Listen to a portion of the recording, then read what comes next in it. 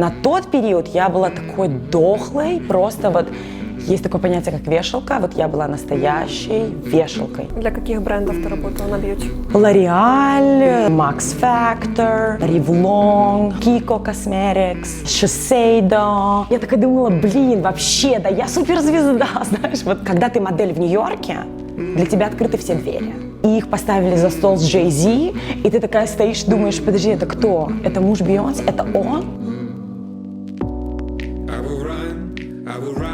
Меряют на меня это платье, делают фотографию и говорят, все, спасибо, до свидания. Ну, естественно, ты думаешь, конечно, меня не взяли. Чего, Луи Виттон, блин, я еще две несовместимые вещи, блин, какая-то лохундра приехала, понимаешь?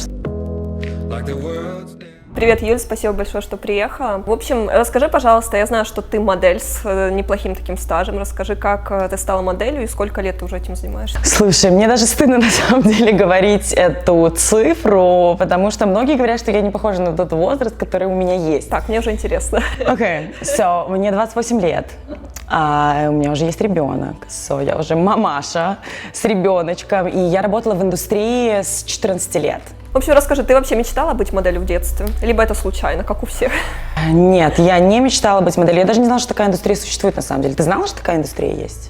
Ну, я очень расплывчата. Поверхностно, да, как бы вроде бы они там есть где-то. Для меня это был другой мир. Да, какие-то там актеры, какие-то там певцы, это вообще что-то недосягаемое. Но у меня было такое же абсолютно мнение, но моя старшая сестра, она пришла в модельную индустрию первая. То есть ее позвали, ее там где-то увидели, ее позвали там на какой-то показ причесок, что-то такое. После этого она как бы начала работать в Санкт-Петербурге, никуда не ездила никогда. После этого они узнали, что у меня есть сестра. Они такие, давай, приводи свою сестру. Мне было тогда там 13 лет, к примеру, да.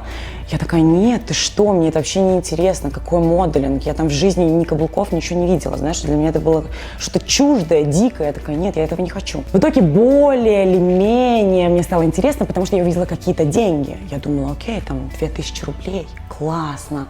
Блин, можно заработать денег, окей, буду делать. Но для меня это было неинтересно. То есть для тебя единственная мотивация на тот момент это было именно деньги? Ну, естественно, это каким-то образом грело мою душу в осознавании того, что я там, возможно, красивая, потому что я себя красивой не считала никогда. Все детство я считала себя маленьким гоблином.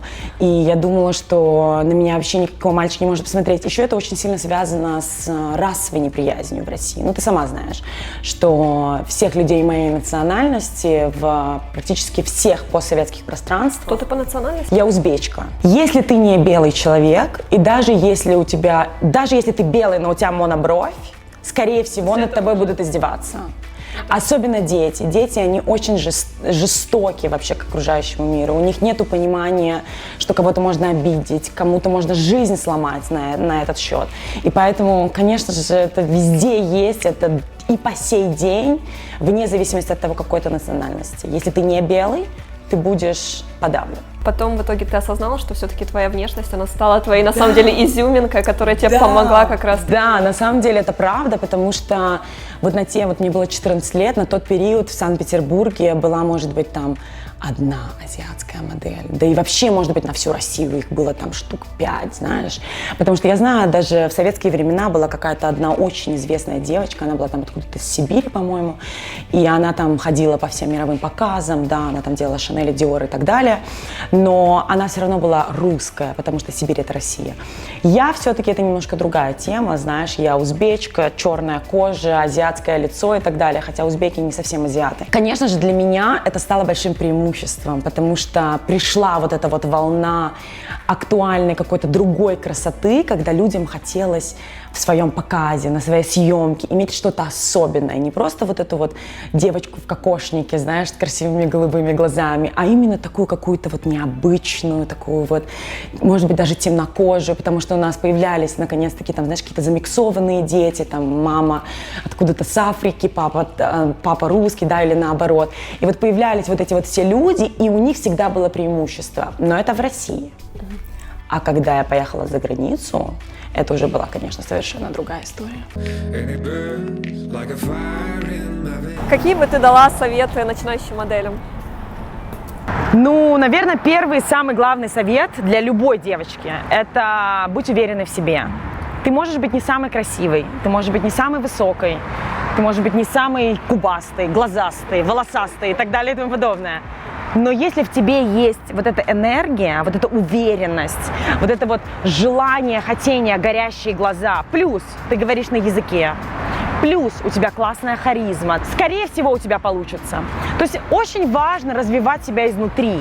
Конечно, в индустрии нужно родиться определенной внешности, но даже если ты чуть-чуть полненькая, это можно исправить. Исправить можно все, но характер, твою твою персоналити очень сложно исправить. Я бы рекомендовала всем девочкам, ну, естественно, мальчикам тоже, в первую очередь нарабатывать свою возможность общения с людьми, учиться разговаривать, учиться нравиться людям, находить варианты, как завлечь людей к себе. Я думаю, ты, как и я, веришь в энергию, что действительно есть, например, варианты, когда две девушки, и одна даже менее красивая, но выиграет та и получит работу та, которая более... Да, харизматичная, более уверенная в себе, и когда она заходит, она излучает какую-то определенную энергетику. И как бы даже по фотографии она может проиграть другой, но когда при личной встрече ее может, например, кастинг-директор выбрать, потому что она просто вот... Она просто зашла и зажгла. Чистый пример. Я приехала сейчас в Лос-Анджелес для того, чтобы найти себе модельное агентство. Мой агент материнский, у нее со всеми агентами очень такие близкие, тесные отношения. Она показала меня всем агентствам в январе этого года, то есть практически год назад. Все сказали нет. Все модельные агентства, их здесь 38, не знаю, если она всем 38 отправляла, но она отправляла всем топовым. IMG, Next, ты знаешь, здесь есть Vision. Да. Вот всем этим агентствам она отправила, они сказали нет. Я приехала на митинги, мне контракт дали все агентства. Слушай, ну круто. То есть, although у меня сумасшедший бук, у меня там столько журналов, столько работ. Как думаешь, почему нет? Возраст, может, нет? Ну, это все в комбинации. Они не знают, кто я, они не знают, что я. Я зашла и зажгла комнату, и они такие, блин, это то, что нам нужно, понимаешь? Только потому, что у меня есть характер. То есть это чистой воды пример, понимаешь? Внешность, it's okay. То есть я не богиня красоты, я не какая-то там, знаешь, нет, я не какая-то стандартной модельной красоты. Я не слишком азиатка, я не слишком черная, я не белая. То есть я какая-то такая микс, что непонятно, а кому они меня предложат, какому конкретно клиенту. Потому что клиент звонит, он говорит, я хочу азиатку. А никого посылают. Я вроде азиатка, вроде нет. То есть, знаешь, ну непонятно. Но когда я зашла, они поняли, что я это то, что им нужно. Они мне так и сказали. Они говорят, мы искали девочку, как ты. В общем, вытекает еще один совет. Вы, в общем, конечно же, заполняете анкеты на сайте, присылайте фотографии, но стремитесь всегда к личной встрече с агентом, потому что, мне кажется, это реально решающий фактор. Да. Они должны все понимать, и ты должна понимать, что этот вопрос очень важен, что девушка должна быть уверена в себе. То есть, конечно же, если она 14-летняя маленькая девочка, которая ни А, ни Б, ни М, ни здрасте, ни до свидания, скорее всего, это может ее погубить, нежели чем ей помочь. Расскажи, какой у тебя рост был и параметры, вот когда ты только начала работать моделью? То есть ты уже в подростковом возрасте была довольно высокой девочкой? Я была в 14 лет 1,75 м. То есть для моделинга это начальный рост, с которым ты как бы уже можешь называть себя полноценной моделью. Если на тот период времени, да, девочки, они были только от 175 и выше. Если ты была ниже этого роста, не было такого понятия, как social media модель, да, там какая-то celebrity и так далее, такого не было. Более строгие параметры. Модели от 175. Если ты меньше этого роста, то ты не попадаешь ни в одно модель-агентство. Если ты выше этого роста, у тебя есть шанс попасть на runway. Runway вообще начинался с 177. Если у тебя был меньше этот рост, на тебя даже не смотрели, к сожалению. А параметры у тебя, кстати, какие? Параметры на тот период я была такой дохлой, просто вот. Есть такое понятие, как вешалка. Вот я была настоящей вешалкой. На любой показ, в который я приходила, особенно в России, потому что ты же понимаешь, они не отшивают сэмплы, как это делают во всех нормальных развитых, ну, тот период времени, как во всех делают нормальных развитых фэшн-столицах. Они не отшивают сэмплы на модели. Они сразу отшивают то, что они потом продадут местным людям, да, соответственно, они делают более или менее приемлемого размера. У меня всегда было все намного меньше, и на мне всегда все висело во всех местах. Параметры были, наверное, 80, у меня всегда была талия 60, никогда не падала меньше, такое строение тела, у азиатов вообще не бывает талии. И мои бедра были 84. Юль, как ты попала в Нью-Йорк? И вообще я знаю, что все модели сначала в Китай попадают. Я знаю, но ты, слушай, смотря на мое лицо, мне кажется, можно понять, что для меня дорога в Китай закрыта. Я никогда в жизни не работала в Азии, даже одного маленького разочка. Азиатов не любят? Им просто нет смысла вести азиатов. Зачем? Неинтересно, там Ну свои. да, ну сама подумай, там, блин, сколько сейчас населения у нас Китая? Несколько, ну, биллион точно есть, правильно?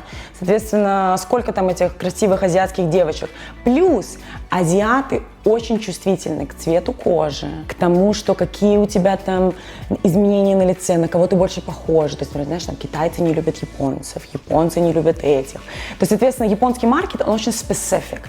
Но если ты белая девочка, да, там, с голубыми глазами и с кокошником на голове, то ты понравишься всем азиатам. Поэтому дорога в Азию для меня была закрыта всегда, хотя я просилась. Потому что я хотела, я знала, что можно заработать деньги, я знала, у меня была куча девочек из Петербурга, которые там привозили 10, 20, 30 тысяч долларов. И я думала, блин, я тоже так хочу. Хотя я знаю, что они берут девочек, но просто зачем им брать узбекскую девочку из России, когда они могут привезти узбекскую девочку с Узбекистана, если им нужна какая-то замиксованная азиатка. И это будет дешевле, это будет ближе, то есть это проще, понимаешь? Они как бы знают, что в России блондинки, в Азии азиатки. И, значит, соответственно, моя первая поездка была где-то так вот в хорошие 17 лет. А когда вот я уже поехала в Нью-Йорк, это уже совершенно другая история. Это уже совершенно другой левел. Я поехала с достаточно маленьким агентством. Меня долго пытались кому-то, меня там показывали и Милану, и Парижу, но как-то, ну, не было какого-то такого, знаешь, что там кто-то super excited, кому-то там сразу я понравилась. Но вот так получилось, что я сразу понравилась агентству в Нью-Йорке. Это было маленькое агентство, оно называется VNY. Оно до сих пор существует, и оно до сих пор является таким бутиковым агентством, знаешь. Они очень хорошо презентуют мальчиков, у них очень крутые, одни из самых лучших парней моделей. Девочки-модели у них такие, знаешь, средние, ниже среднего, может быть, там одна какая-то более или менее нормальная, все остальные только пацаны. Соответственно, я приехала туда, в Нью-Йорк, в 17 лет, без английского, без вообще осознавания, что такое моделинг, что мне делать, куда мне идти, как это работает, что такое Шанель, что такое Ральф Лорен, что такое Диор, я вообще не понимала. То для меня это все был какой-то непонятный мир. Я даже помню, надо мной кто-то смеялся. У меня была обувь, которую я купила в каком-то там совдеповском рынке, знаешь, и у него была красная подошва. И ко мне подходит и говорит: о, это Лабутенс. Я такая, а что это? Я бы, конечно, хотела, чтобы я начала чуть позже, когда мне было уже там, ну, хотя бы 20-21, потому что, более конечно, я совершила все различные глупости, совершала. В мою первую поездку в Нью-Йорк я испытывала много всякого, чего бы не стоило испытывать молодым девочкам. Но наркотиков не было. Предлагали. Но я в тот момент, я была очень такая, знаешь, агентство от наркотиков. Я думала, что это вообще самое ужасное, самое падкое, что может быть. И я тогда вот, я приехала в 17 лет в Нью-Йорк, я даже тогда алкоголь не пробовала. То есть не считая тех моментов, когда мне папа говорил: иди, дочка, попробуй пиво или там вино на Новый год, знаешь. И мне никогда не нравилось, я думала, как вы вообще пьете эту гадость, меня сейчас вырвет, знаешь. Поэтому у меня всегда было такое отношение к алкоголю. Но когда я приехала в Нью-Йорк, я осознавала, что такое Нью-Йорк. Я, может быть, не до конца осознавала, но я понимала, что это что-то из кино, это что-то такое необычное. Все вот эти вот истории, я такая думала, блин, вообще, да я суперзвезда, знаешь, вот, грубо говоря, так. И когда я приехала первый раз в Нью-Йорк, в чем заключались мои ошибки? В том, что я совершала такие поступки, как я начала пить алкоголь, я очень много тусила по клубам. И доходило до того, что меня выносили из клуба. То есть я настолько сильно напивалась от того, что я просто не понимала, что это такое, потому что когда ты модель в Нью-Йорке, для тебя открыты все двери. Я была настолько не подготовлена ни внешне, ни внутренне, ни харизма, ни attitude. То есть у меня все было не по стандартам моделей. То есть я была по стандартам внешне, но внутренне я была пуста, потому что все-таки я считаю за все мои пройденные годы в этой индустрии, что лицо важно, фигура важна, рост тоже очень важен, но если ты пустышка, даже не то, что пустышка, если ты груба, если ты не знаешь языка, если ты какая-то там употребляешь алкоголь, куришь травку, не знаю, ну делаешь какие-то непонятные вещи, ведешь себя недостойно вот этой вот роли модели, то, конечно же, ты не будешь интересна клиенту. Женский алкоголь, он вообще неизлечим, алкоголизм. Да, я слышала, что он сложнее. Да, намного сложнее его излечить, поэтому девочек достаточно легко подсадить. Особенно таких, как мы, которые приехали из глубинок. Расскажи, когда все-таки пришла работа, когда начали появляться первые проекты, и когда, возможно, был самый, не знаю, какой-то проект, вот первый, от которого ты была в восторге? Ну, значит, да, после всех неудачных моих работ, проб и всего-всего в Нью-Йорке, я уехала обратно в Россию и сказала, что я больше моделью работать не буду за границей. Мне это не интересно. И меня начали развивать в Петербурге. Я начала зарабатывать свои первые деньги, то есть, да, там даже унести какие-то $500 в месяц себе в карман, учитывая, что я жила на маминой шее, да, грубо говоря, там где-то с 17 до там 19 лет, когда я еще такая, знаешь, была, не знаю, что я хочу, там и так далее. То есть мама меня, конечно же, полностью содержала, и унести домой там какие-то $500, это было классно, потому что это примерно столько, сколько моя мама зарабатывала на тот момент в России, знаешь, что для нас это были хорошие деньги, я там и маму могла куда-то свозить из себя и что-то купить. Знаешь, ну, это был классный период. Я жила так 3 года. У меня появился первый бойфренд в Санкт-Петербурге. Я переехала к нему жить. Он был из обеспеченной семьи, поэтому мы вообще наслаждались жизнью, было все супер. Потом, спустя какое-то время, после того, как меня, как я уже говорила, возвели, грубо говоря, на этот пьедестал топ-модели в Санкт-Петербурге, мне сказали, что Юля, хватит. Тебе 19 лет, или даже не 19, мне уже, наверное, было 20 плюс, вот так вот. Тебе уже столько лет, давай, пожалуйста, еще раз попробуем. Не в Нью-Йорк, давай попробуем в Париж. Я такая, ну да, в принципе, слушай, я никогда не была, я уже такая самоуверенная, знаешь, у меня харизма, я там топ-модель в Санкт-Петербурге, меня все знают, ну, местечковая топ-модель, да. Я пришла в свою, грубо говоря, первую новую поездку в Париж, и я подписала контракт с очень крутым агентством. Это модельное агентство Ford. Я приехала туда, я была очень худая, я уже была 1,79 м, я была такая, знаю, что как делать, знаешь, то есть я была такая вот прям on point, как говорится, sophisticated on point. У меня начало получаться. То есть буквально вот с первого же раза я взяла Mary Claire Editorial, французский. Я взяла, я приехала на Fashion Week, до Fashion Week, еще пока я не сделала Fashion Week, то есть мне сделали Editorial, мне сделали супер крутые тесты, то есть, ну вот, ты же сама понимаешь, что тесты это очень важно для девочки. Даже когда, например, она уходит на какое-то время, потом, когда она возвращается, ей всегда делают тесты первым делом, чтобы возобновить ее бук, чтобы люди видели, что она именно сейчас так выглядит на фотографиях. На тот момент был пик азиатской культуры, потому что китайцы, японцы, они просто захватили рынок своими деньгами, закупали все эти Луи Виттоны, Шанели и так далее, поэтому клиент был настроен. Так вот, самая любимая работа. Говоря о Луи Виттоне. Самая такая необычная работа. И самая большая моя работа, которую я получила в Париже, это был показ Луи Виттон. Это был мой самый первый, самый необычный опыт для такого мирового вообще бренда. Но платили они копейки. Сколько? Они платили, учитывая французские налоги где-то 70%, да, то есть это, соответственно, нужно вычесть из той суммы, которую они заплатят. Плюс существуют еще налоги агентства в Париже.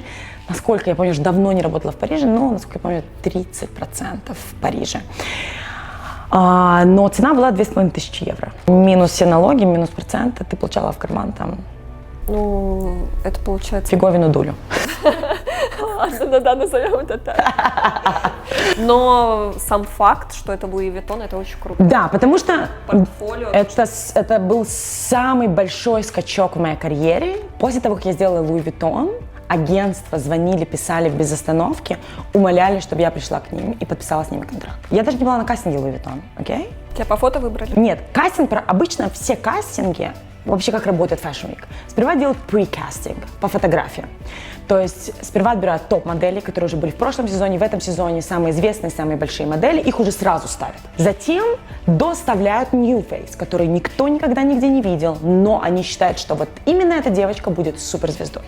Я в этот список никогда не входила, я была обычная девочка. Соответственно, потом уже делают живой кастинг, приводят всех топ-моделей, молодых моделей, от других моделей и так далее. Меня даже на этот кастинг не позвали. Потому что я не была ни в одном из этих списков, ни New Face, которые возможны следующие суперстарс, и я не была в списке вот этих вот топ-моделей, соответственно. И они уже смотрят, окей, это потолстело, это похудело, это хорошо выглядит, это не это, подходит нам поэтому. И потом уже составился список из 60 человек, и, например, кто-то заболел. Вот когда кто-то заболел, уже начинают всех подряд, под самый конец. Так вот, скажем, Луи Виттон был в понедельник. Мне сказали пойти на кастинг Луи Виттон в воскресенье утром. Мне звонят и говорят: Юля, ты где? Я говорю: я вот вышла из показа, сейчас там иду куда-то. Они такие: так, Юля, ноги в руки, беги, у тебя кастинг на Луи Виттон, показ завтра, окей? И я прихожу такая: здравствуйте, да. Сидит Марк Джейкобс с сигаретой, курит, такой вальяжный, такой: там, окей, знаешь, то есть ему абсолютно неинтересно, то есть он не знает никто я, ничто я, не обращает внимания. Значит, меня смотрит кастинг-директор, такой: ой, Юля, привет, такая красивая, берет меня, дает платье, мерит, застегивается, я была супер худая, у меня бедра были 84, и платье сжало вот здесь. То есть оно было настолько малюсенькое. Это чисто модельный размер для девочек бедром 84, потому что тогда у всех должны были быть бедра 84. Если у тебя бедра 86, ты не сможешь ничего делать. Ну, сможешь, наверное, но 84 it's like on top of the line. Меряют на меня это платье, делают фотографию и говорят: все, спасибо, до свидания. Ну, естественно, ты думаешь, что, конечно, меня не взяли. Чего, Луи Виттон, я еще две несовместимые вещи, мне какая-то лохундра приехала, понимаешь, из Узбекистана. Максимальный твой заработок за проект? У меня была одна работа. Ага. Это был мой самый максимальный заработок. Это была работа для очень известного испанского бренда, который называется Desigual. Я делала показ для них на Fashion Week, и я им очень сильно понравилась. После этого показа, за показ, естественно, они платили там, ну, я не знаю, может быть, 2-3 тысячи долларов, знаешь, ну, то есть маленькие деньги. Это был New York Fashion Week. После этого показа меня заблокировали на кампейн. То есть я была лицом этого бренда на протяжении года практически. И даже потом, спустя год, я нашла свои фотографии в магазине в Лас-Вегасе, и я заставила их мне доплатить. Потому что обычно они забывают про это, знаешь, там, ой, там фотка ее висит. А, там есть какой-то контракт на какой-то период? Конечно, все контракты делаются на период и на территорию. То есть они могут купить, например, usage только на Америку или только на Испанию, а они купили usage на тот период, на весь мир, на 1 год. Прошел год, я захожу в магазин, такая: это что? Я пишу своему агенту, агент пишет клиенту и говорит: так, почему это она там? Вот такая-то сумма за такое-то использование, доплачивайте.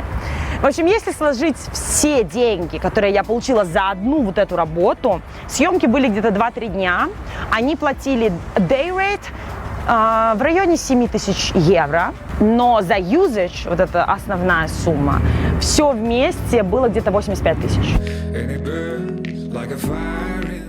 Приходит ночь, у меня в этот день было 3 показа, я прям четко помню. То есть один показ, кастинг Луи Виттон, другой показ, фитинг, еще один показ. Время 10 ночи, я подхожу к своей двери, открываю ключом, у меня звонок. Я беру телефон, они такие: Юля, ты где? Я говорю: я сейчас, домой захожу, сейчас спать ложусь. Они такие: так, беги, у тебя фитинг на Луи Виттон. Я говорю: в смысле, сейчас 10 часов ночи? Они такие: ты что, думаешь, кого-то интересует? Собралась и побежала. Я такая: окей, короче, собралась, такая, знаешь, ничего, естественно, так прямо и побежала, потому что если ты не успеешь, если кто-то вдруг зайдет до тебя, и я это все осознаю, то ты просто можешь не получить работу. В общем, я забегаю, и сидит, вот просто офис Луи Виттон, ты понимаешь, там шикарнейшее здание, там лобби, все дела. И на полу вот так вот штабелями лежит, 50 моделей, спят, ждут своей очереди. Ты записываешься. Я в итоге с 10:30, там, грубо говоря, вечера до 2 часов ночи сидела, ждала своей очереди. В 2 часа ночи меня пригласили на фитинг. На меня одели платье, сидит Марк Джейкобс, еще где-то 5 человек, там все его креативные директора, какие-то там стилисты и так далее. Он такой: так, ну-ка принесите мне ободок, подошел, такой одел меня, знаешь, а я там слово произнести не могу, то есть мне настолько страшно, я понимаю, кто это. Ну, такое все, померил, ободок, там сумку, туфли и так далее, знаешь, все померили, picture, такое все, окей, бай. Я выхожу, стоит кастинг-директор, время 2 часа ночи. И я такая: ну что? Я говорю: я пошла тогда спать. Она такая: куда ты спать пошла? В 3 часа call time на бэкстейдж. Я такая: окей, хорошо, увидимся в 3 часа. В итоге у меня был час ни на что, чтобы дойти до места, где проходил показ. Это было в другом совершенно месте, потому что Луи Виттон всегда проходит на площади возле Лувра. Соответственно, я пришла туда. В 3 часа ночи мне уже сделали прическу, то есть мне нельзя было ни полежать, ни отдохнуть, ни наклониться. Там были вот такие кокошники какие-то непонятные, то есть прическа была конкретная, не просто, там прямые волосы. И, соответственно, с 3 часов ночи до 10 часов утра я ждала этого показа, вся на этом. Еще, кстати, смешной момент. Они нам приклеили обувь к ногам, потому что там были такие по типу сегодняшних современных мюль на маленьком каблучке, но сзади была такая маленькая перемычечка, да, ремешок маленький, но он ни у кого не держался. Сколько у тебя было аутфитов? Один. У всех был один аутфит. И 50% моделей были азиатки. То есть благодаря тому, что я была азиатка, я попала на это шоу. Слушай, а это нормальная практика, что вот так среди ночи модели вытаскивают, Да, делают прическу? но не звали молоденьких. То есть если ты была младше 18 лет, тебя не звали на бэкстейдж раньше 6 утра. Но все, кто был старше, с 3 часов должны были сидеть на бэкстейдже. Да, для таких больших шоу это абсолютно нормально. И у тебя нет выбора. Ты что, скажешь нет на Луи Виттон? Остановитесь на секунду и мысленно представьте себе идеальную работу. Путешествие по миру, высокий доход, ваше лицо на обложках мировых журналов, рекламных кампейнов и к тому же полная свобода действий. Совсем скоро это может стать вашей реальностью. Миллионы молодых парней и девушек живут именно так. Всего один шаг отделяет вас от мечты – это принятие решения. Всему остальному я научу вас в своей онлайн-школе всего за 2 недели. Вы получите пошаговую инструкцию для старта и продвижения модельной карьеры. Я стану вашим наставником и поделюсь четкой стратегией, следуя которой день за днем вы станете успешной моделью, без лишних усилий и потраченных впустую денег. Вы получите ответы на все свои вопросы, с чего начать, что ожидать от этой работы и как добиться успеха за максимально короткие сроки. Первые результаты появятся уже во время занятий. Вы сразу сможете создать свое профессиональное портфолио, попасть в модельное агентство и начать зарабатывать. По окончанию обучения у вас будет не только готовый модельный бук, снэп, правильно настроенный Instagram-профиль, но и все инструменты, чтобы стать моделью с нуля или вывести свою карьеру на новый уровень. Самое главное – это применение знаний, которые вы обретете, и ваше желание стать моделью. Переходите по ссылке в описании под видео и бронируйте свое место в моей онлайн-модельной школе. Количество мест ограничено. Кстати, сколько за шоурум обычно платят? Да, про шоурум. Я же после показа Луи Виттон, у меня уже была заблокирована работа, которую я не могла пропустить.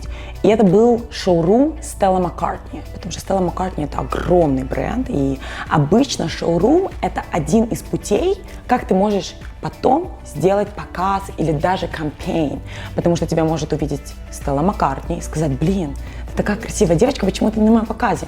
Позвонить кастинг-директору и сказать: так, я хочу вот эту девочку, и тебя возьмут. То есть поэтому всегда новых моделей отправляют на такие очень престижные шоурумы. Я за свою жизнь проделала миллион шоурумов, потому что это стабильные деньги. Шоурум идет неделю, 2, да, там 1,5 недели. И за каждый день ты получаешь там от 3, может быть 2 sometimes, до там 5-6 тысяч евро, долларов, да, грубо говоря. И, конечно же, если ты это делаешь неделю каждый день, ты домой заберешь хорошие деньги. Поэтому агентства любят отдавать молоденьких девочек на шоурумы. Тот шоурум, где-то, наверное, 3 500, может быть, что-то в таком районе он стоил. Сколько ты максимум привозила за месяц вот из Парижа? Ты знаешь, в Париже у меня очень хорошо пошла карьера после того, как я сделала Луи Виттон, потому что это такой огромный скачок. Вообще, для любой модели, которая хочет начать, это очень классно сперва сделать Fashion Week. И если она сможет, если ей удается сделать какое-то большое шоу, и даже если в дальнейшем она не становится топ-моделью, да, потому что такое бывает, ты сделала большое шоу, но ты не стала топ-моделью, потому что там про тебя забыли, на следующее шоу тебя не взяли и так далее, да, такое тоже бывает, то, конечно же, это все равно дает тебе преимущество, потому что когда ты идешь к коммерческому клиенту, вот есть, например, обычная девочка, которая не сделала показ Луи Виттон, ей за эту коммерческую работу каталога заплатят $3000, а мне, так как я сделала показ Луи Виттона, это, заплатят $7000. Разница на самом деле чувствительная и большая, поэтому это всегда очень хорошо сделать Fashion Week, то есть быть high fashion model, а потом перейти в коммерческую модель.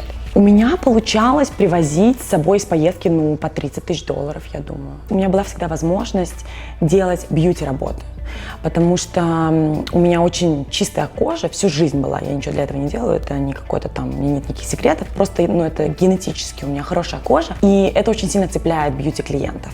Соответственно, на бьюти всегда платят в разы больше, то есть я делала, там бьюти начинается с 10 000. Меньше 10 000 я не получала за бьюти-работу. То есть вот у меня, например, сейчас они до сих пор, по-моему, по всей Америке, по всей этом, color packs. Знаешь, вот когда ты покупаешь краску для волос, там девочка.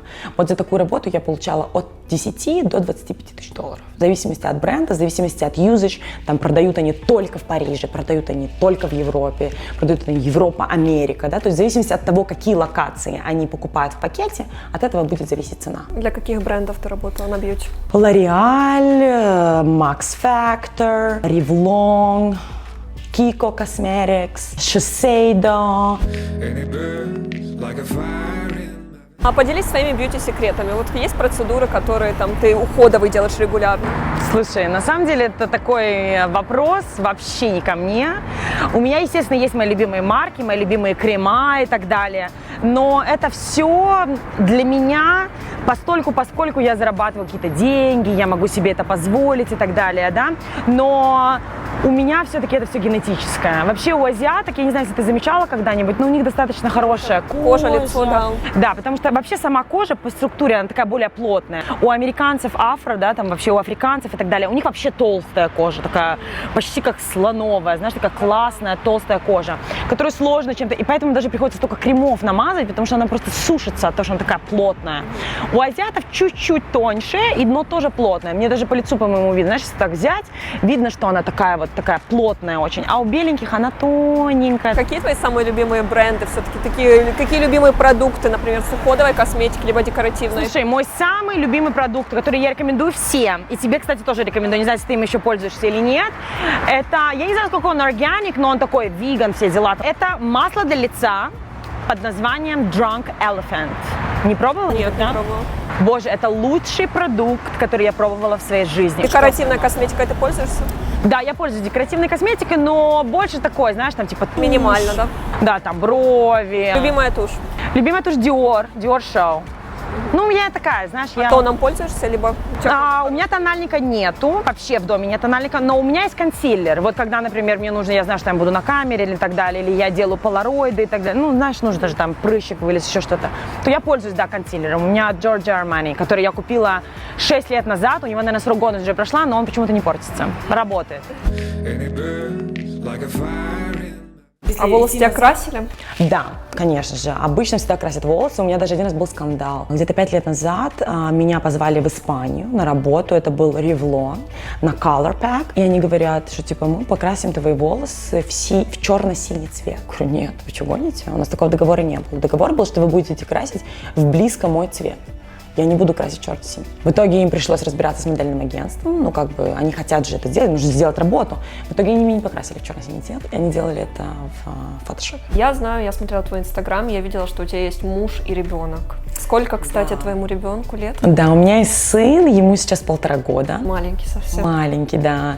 И вот я сейчас от него уехала на 4 дня, сердце разбито. Я там смотрю на его видео, разговариваю с ним на FaceTime, вижу, как он расстраивается, потому что, ну, для него это очень сильное. Знаешь, то есть я еще взрослый человек, я могу это перебороть, а он не понимает, что происходит.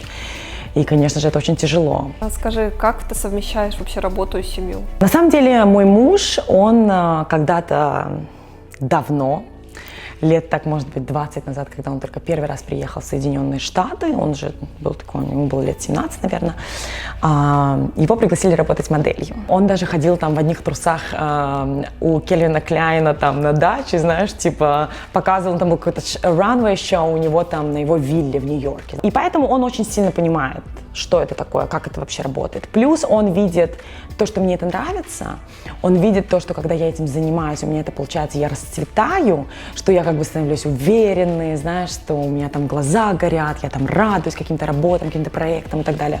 И он, конечно же, поддерживает меня в этом во всем. С ребенком сложнее, потому что особенно все-таки он newborn, я его целый год кормила грудью. Пока я его кормила, у меня были очень большие проблемы, я не могла путешествовать далеко и надолго. Если я куда-то ходила на работу, я всегда пыталась договариваться с клиентами, чтобы взять его с собой, потому что мне нужно его кормить. Какая у тебя была самая длительная пауза? Ты знаешь, пауза, я вернулась на работу сразу. Я родила ребенка, моя первая съемка была через 2 недели. С ребенком в камере. Ему заплатили $500. То есть он уже модель. Он же модель, да. Это была работа для каталога. Им нужна была беременная девочка. То есть я когда была беременна, тоже работала. Я, кстати, слышала, мне в LA кто-то говорил, что когда ты беременна, у тебя может быть столько работы. Ну, это не правда, нет? Ну, я сделала, может быть, 3 работы за все это время. Обычно модели беременные начинают работать на 7-й месяц, что-то вроде этого, знаешь. Но на 7-м месяце у тебя уже достаточно большой живот, но ты можешь работать только до 8-го, потому что после 8-го тебе нельзя летать на самолете, потому что ты можешь родить в любой момент. После 8-го все, то есть 1 месяц, сама понимаешь, это что ты успеешь делать за 1 месяц. Особенно в Чикаго, так как я живу в Чикаго, фэшн-индустрия в Чикаго практически не развита. Поэтому у меня буквально там был один клиент, куда я ездила на Uber 2 часа в соседний штат. Для него я только работала, и в принципе все. Но так как у меня на 7-м месяце уже был такой видно живот, и я приезжала, и они такие, на каком месте? Я говорю, там, я на 7-м. Они такие, блин, классно, такое ощущение, как будто на 9-м, супер, нам классно подходишь, знаешь. И, конечно же, когда ты беременна, ну, к тебе более или менее приятное отношение, они такие, там, слушай, если ты устала, посиди, конечно, не проблема. Но у меня было всего 2 лука. То есть, как бы, что тут вообще разговаривать? Я зашла, меня накрасили, я сняла, 2 пары штанов. А сколько тебе заплатили за этот проект? Помнишь? Ну, не больше $2000. Средняя цена Чикаго за каталог. То есть она начинается от $1500 и заканчивается $3-4 тысячами долларов. Но цены очень сильно упали. То есть back in the days я бы за $2000 с кровати бы не встала после шоу Louis Vuitton. Разбаловалась. Ну, сейчас я уже обратно, слушай, я сейчас иду за 1000... То есть если мне говорят, там, возле дома, там, какой-то шут, там, 4 часа за $1000, я пойду, потому что это рядом, у меня есть круглосуточная няня, что мне сидеть дома, пойду, конечно, поработаю, слушай, $1000 тоже деньги, ну, конечно, минус налоги, минус все. Я не хочу, чтобы все твои зрители думали, что мы тут такие миллионеры, за $1000 мы никуда не ходим.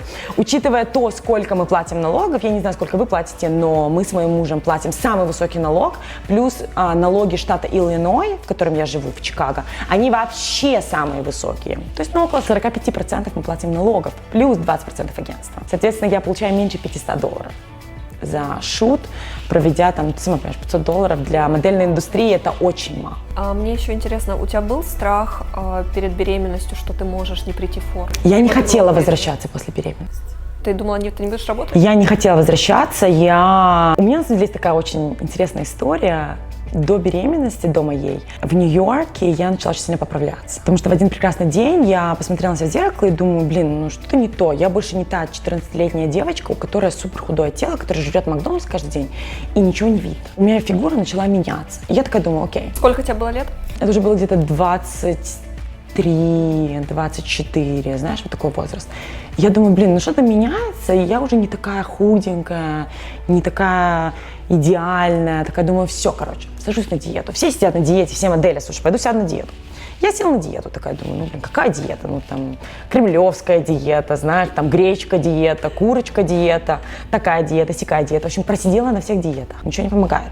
Такая думаю, ну, слушай, все занимаются спортом. Я еще начала тогда со своим мужем встречаться. У меня муж профессиональный атлет. Всю свою жизнь он был сперва профессиональным баскетболистом, он сюда приехал играть в NBA, и потом он сломал себе все колени. Сейчас он занимается профессиональным джиу-джитсу. То есть он ездит по всему миру, участвует. Муж прям и модель, и атлет, и финансист. Слушай, что ты думаешь, я за него замуж выбрала просто так, что ли? Я выбирала, у меня был кастинг. Но я шучу. Не, на самом деле, да, для меня это важно. Слушай, мужчина должен быть хорош во всех аспектах. Мне же нужно на кого-то быть похожим, к кому-то стремиться, знаешь, ну как бы... Это меня зацепило, естественно. Так вот, он такой говорит, слушай, ты не занимаешься спортом, тебе 24 года, что ты, блин, сидишь? Пошла, купила абонемент в спортзал, пошла заниматься. Я такая, я не знаю, как заниматься спортом, я не умею, а что мне делать? Он говорит, так, идешь на классы, берешь там йога-класс, пилатес-класс, сайкл-класс, бег-класс, тот класс, этот класс. И что ты думаешь, я сделала? Я такой человек, перфекционист, как и большинство СНГ людей. У меня даже уборщицы все со славянских стран, потому что они настолько хорошо убирают, ни одна мексиканка так не убирает. Я думаю, так, начинаю заниматься спортом, я буду лучше, у меня будет самое красивое тело, я буду богиней.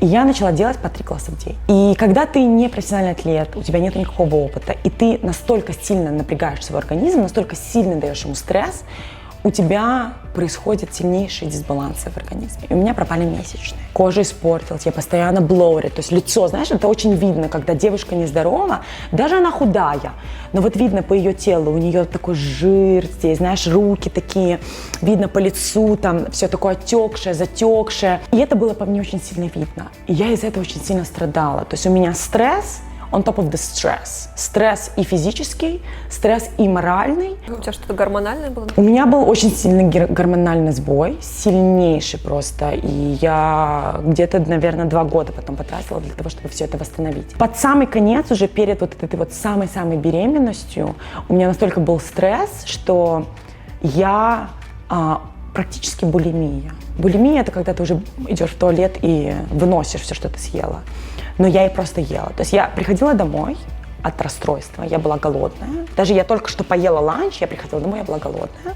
Я садилась, я ставила перед собой огромную пачку healthy chips из Whole Foods, там 3 пачки шоколадки, потом у меня там еще была пачка попкорна и так далее. То есть я так выставляла вокруг себя и я все это заканчивала за 2 часа. Когда ты ешь такое количество еды, я не знаю, это можно офигеть, вот реально. Я не знаю, как в меня это все влезало, и как это уже такая предбулимия, когда ты просто не осознаешь, что ты делаешь, и как это происходит. То есть это очень страшно. И все это произошло из-за того, что я неграмотно подошла к вопросу похудения и держания себя в форме. И до тех пор, пока я не забеременела, я не могла войти обратно в... То есть, если вот ты посмотришь на меня сейчас, я сейчас вешу около 55 килограмм. Когда я начала, я весила 49.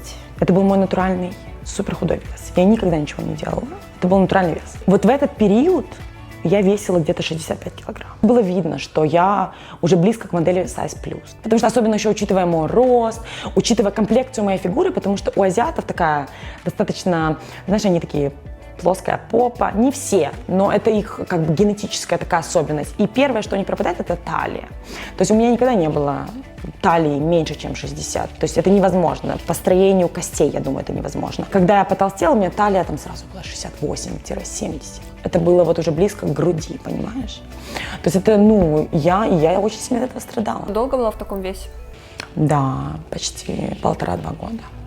Очень сильно страдала. А с чем связан был гормональный сбой? С диетой, с непонятной диетой. Во время беременности ты много набрала вес? Очень много, слушай, мне разрешили мне вообще разрешили, потому что даже будучи 10 килограммов плюс от того, что я сегодня, да, то есть там 62-63 килограмма, на тот момент масса тела вот эта, она как бы не соответствовала, конечно же, нормальным показателям, потому что ты же понимаешь, особенно в Америке, я думаю, у них там свои какие-то показатели.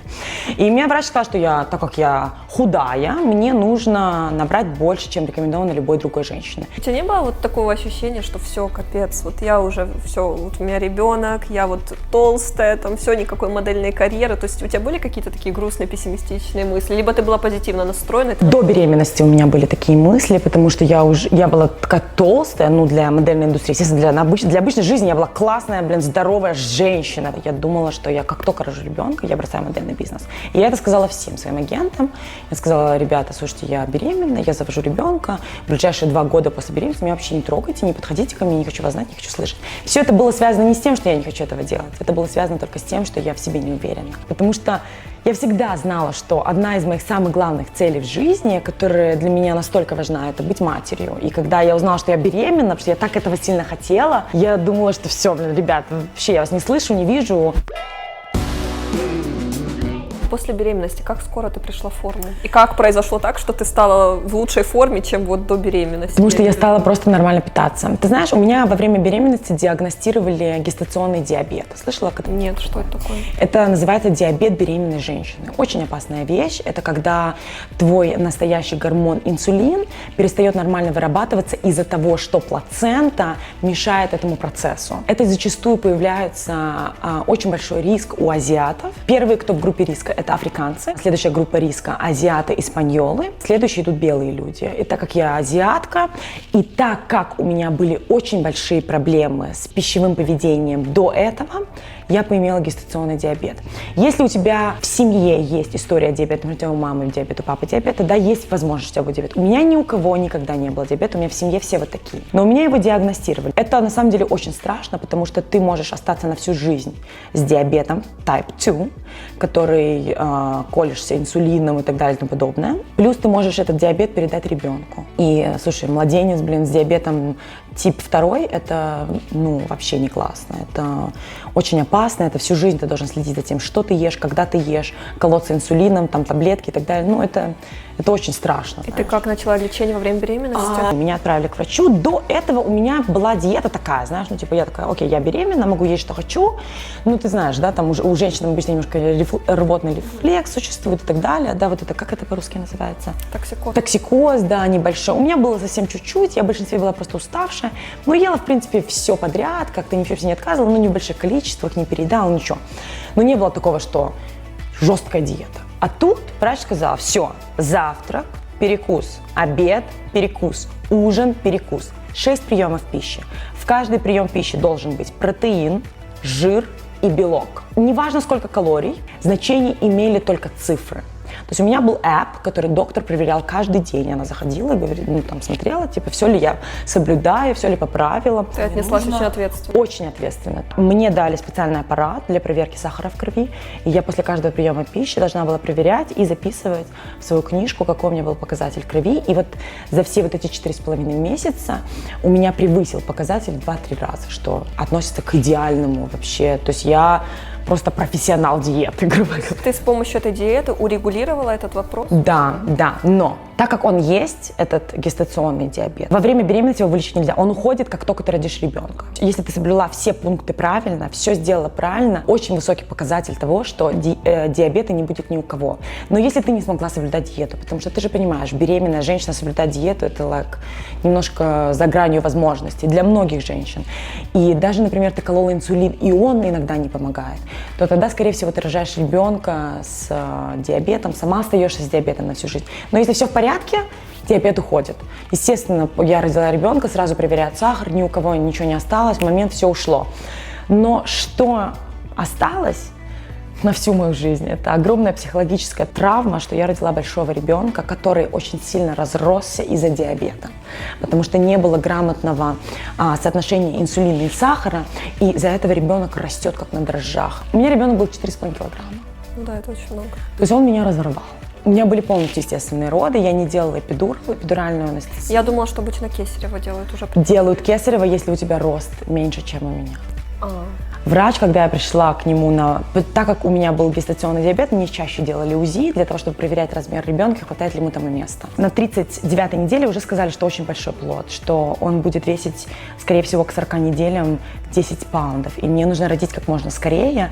И она говорит, что она дает мне возможность родить самой, только потому, что я высокая. Плюс мышцы на животе намного сильнее, чем у женщины меньше роста. То есть она говорит, если бы ты была ростом 1,65 м, здесь не было бы разговоров, ты идешь на кесарево. Но ты должна понимать, что в Америке вообще очень высокие показатели кесарево сечения, потому что это бизнес. Все это знают, я не знаю, слышала. Нет, я ничего об этом не Это огромный бизнес, врачам выгодно, чтобы ты сделала кесарево. Ты за это доплачиваешь?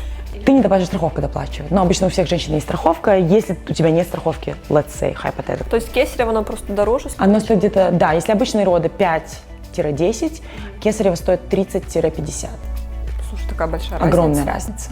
Плюс это всегда безопасно. Ты легла, открыли, достали, clean baby, вот, пожалуйста, до свидания, зашили, до свидания. Ты потом страдаешь месяц-два с этим шрамом, да, и так далее, на всю жизнь остаешься. Но кесарево это как бы целая процедура, и для врачей она безопаснее. Кстати, долго живот втягивается? У меня заняло год.